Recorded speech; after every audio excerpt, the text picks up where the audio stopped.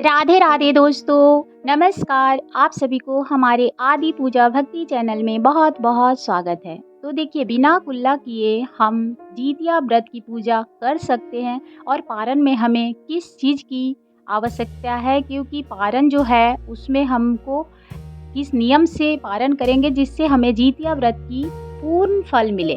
तो देखिए, नहाई खाई तो आपको करनी है तो पूरे नियम से करनी है, क्योंकि इसमें चील्हों सियारों को विशेष रूप से दी जाती है। जो भी आप खाएँ, जो भी वे मतलब ऐसा नहीं है, क्योंकि आपको सुबह मड़ुआ का रोटी या गुड़ की खीर बनती है।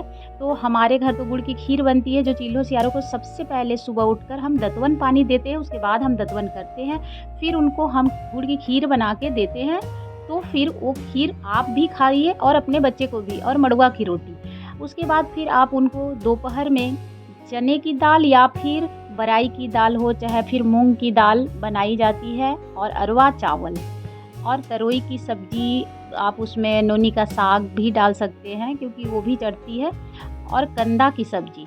तो इस तरह से हम लोग घी में बना के देते हैं चीलो सियारों को, क्योंकि तेल नहीं उसमें यूज होती है। तेल में मत बनाइएगा, घी में ही बना के उनको देनी है।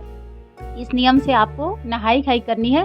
और शाम को उठगन बनती है, जो कि पुआ या फिर ठेकुआ आप जो बनाएं, लेकिन उठगन ज़रूर बनती है। तो उठगन बना के आप चीलो सियारों को, जब भोर में उठेंगे तो चीलो सियारों को भी आपको देनी है। उसके बाद ही आपको नहा कर ही सरगी उनको दे, और उनको प्रणाम करके आशीर्वाद ले। फिर आप सरगी करके फिर दतवन करके, आपको जो भी मान लीजिए कोई दवाई खानी है तो खा सकते हैं, तो 3:30 से पहले कर ले। उसके बाद फिर आपको पूरा दिन कुल्ला भी नहीं करना है, दतवन भी नहीं करना है। जो आप सुबह में सरगी के समय कर लेंगी वैसे ही रहना है। तो इसमें क्या है कि हमें कुल्ला नहीं करना है, तो बासी मुँह हो जाता है।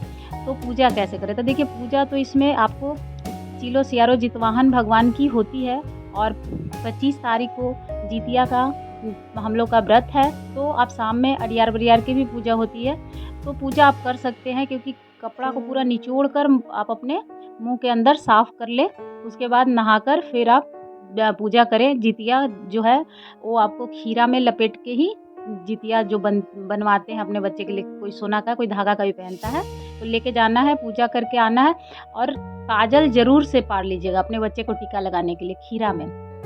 और आपको फिर ला के रख देनी है, क्योंकि जितिया जो है वो आपको सुबह फिर पहननी है, सुबह पूजा करने के बाद ही पहननी है।